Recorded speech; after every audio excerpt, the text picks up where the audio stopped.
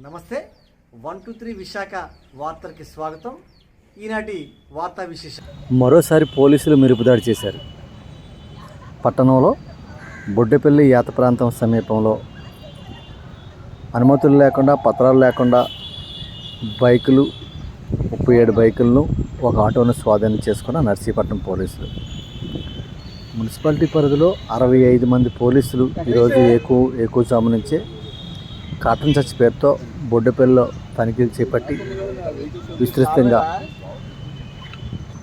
పర్యటన చేశారు. ఈ దాడుల్లో 3 లీటర్ల సారాన్ని కూడా స్వాధీనం చేసుకున్నామని నర్సీపట్నం డిఎస్పీ పట్టణ సిఐ పోలీసులు తెలియజేశారు. నేను నర్సీపట్నం డిఎస్పీ.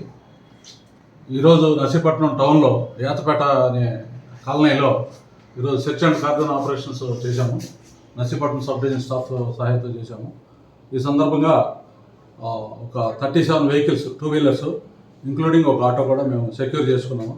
ఇది కాకుండా కూడా ఒక 3 లీటర్ల సారా లోకల్గా ఒక ఇంట్లో అది మేము సీజ్ చేసాము. ఈ 37 వెహికల్స్ మరియు సారాకు సంబంధించి క్షుణ్ణంగా వెహికల్స్ వరకు రికార్డ్స్ అన్ని వెరిఫై చేసి సంబంధిత యజమానులకి జెన్యూనెస్ వెరిఫికేషన్ తర్వాత హ్యాండ్ ఓవర్ చేస్తాము. ఏవైతే వెహికల్స్ జెన్యూనెస్ లేకుండా సరైన రికార్డు లేకుండా ఉన్నాయో వాటి మీద చట్టరీత్యా చర్యలు తీసుకుంటాము. అలాగే ఆర్కి సంబంధించి 3 లీటర్ల ఆర్కి సంబంధించి కూడా మనకి ఆధారాలను బట్టి అక్కడ ఎవరైతే ఇంట్లో దొరికిందో వాళ్ళ మీద కూడా మేము చట్టరీత్యా చర్య తీసుకుంటాం. ఇవి నర్సీపట్నం సబ్ డివిజన్లో రోజుకొక చోట కార్డన్ సెర్చ్ చేస్తున్నాము. నిన్న నక్కపల్లి అర్బన్లో చేశాము. అంతకుముందు కూడా నాతవరం మండలంలో అలాగే మాకవారిపాలెం మండలంలో కూడా కార్డన్ సెర్చెస్ చేశాము. అలాగే ఎస్రాయవరం లిమిట్స్లో అడ్డ రోడ్డు దగ్గర కూడా హైవే మీద కార్డన్ సెర్చ్ చేశాం.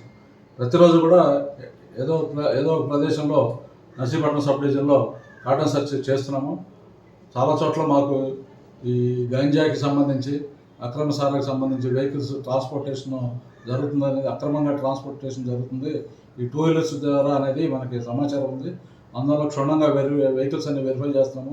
ఎక్కడైతే వెహికల్స్ మాకు సరైన ఆధారాలు లేకుండా వెహికల్స్ తిరుగుతున్నాం అన్నీ కూడా మేము చట్టరీత్యా చర్యలు తీసుకుంటాం. వీటి మీద కూడా కేసులు కూడా మేము కట్టాము.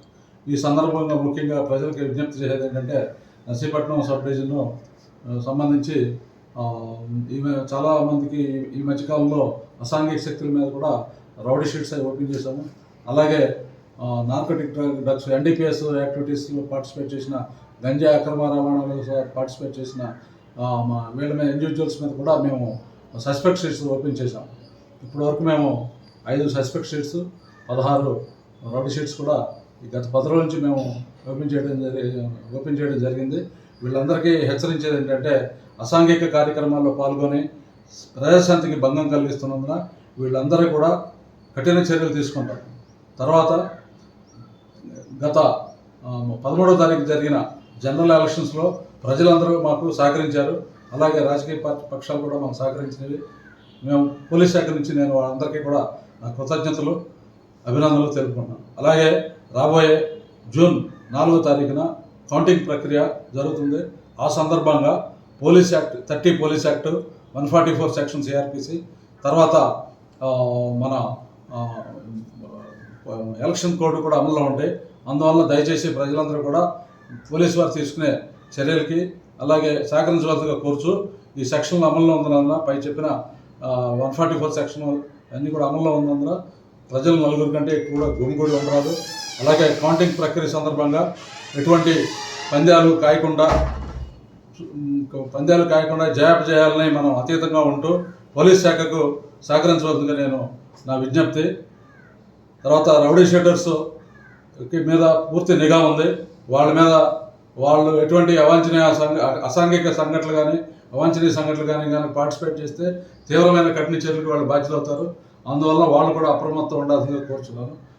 ఈ సందర్భంగా ప్రజలకి విజ్ఞప్తి ఏంటంటే పోలీస్ శాఖకి ఈ కౌంటింగ్ ప్రక్రియ ముగిసే వరకు కూడా పూర్తిగా మేము తీసుకునే చర్యలకు సహకరించవలసిందిగా కోరుతూ కొన్ని చోట్ల మేము అసౌకర్యానికి కూడా గురి చేస్తాము. మా పోలీసు విధుల దృష్ట్యా అది కేవలం ప్రజాశాంతి కోసమే ప్రజాక్షేమం కోసమే.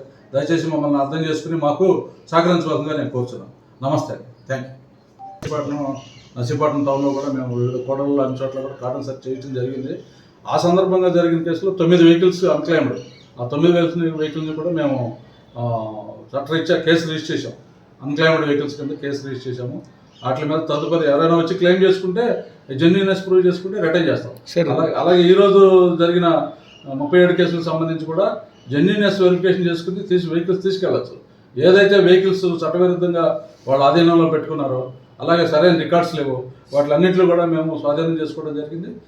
వాటిని వెరిఫికేషన్ అయిన తర్వాత వాటికి సరైన ఆధారాలు రికార్డ్స్ లేకపోతే చట్టరీత్యా చర్య తీసుకుంటాం.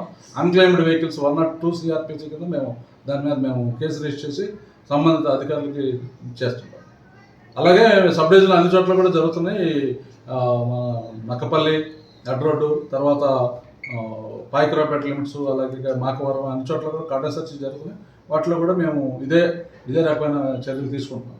అంటే ఇనిషియల్లీ ఒక పెద్ద ఇరిగేషన్ ఉందండి, అంటే చూపించలా, మేము అక్కడే రికార్డ్స్ వెరిఫికేషన్ చేస్తా కూర్చొని మా సెర్చ్ సాగిపోతుంది. అందుకని రికార్డ్స్ వాళ్ళు క్లెయిమ్ చేశారు తప్పితే మాకు ఆధారాలు చూపించలే. అప్పుడు మేము పోలీస్ స్టేషన్ తీసుకొచ్చి, చాలామంది వెహికల్స్ క్యారీ చేయదు కదా, తర్వాత ఇళ్ళ దగ్గర పెట్టుకుంటారు, పోలీస్ స్టేషన్ తీసుకొచ్చి చూపించి మేము ఎట్టి పరిస్థితుల్లో అట్లా మేము వెంటనే ఎటువంటి ఆలస్యం కూడా చేయకుండా వెంటనే అసౌకర్యం కల్పించద్దని చెప్పడం మా సిబ్బందికి చెప్పడం జరిగింది. రికార్డ్స్ వెరిఫికేషన్ చేసి జెన్యూనెస్ వెరిఫికేషన్ వెంటనే మేము రిటర్న్ చేయడం జరిగింది. అట్లాంటి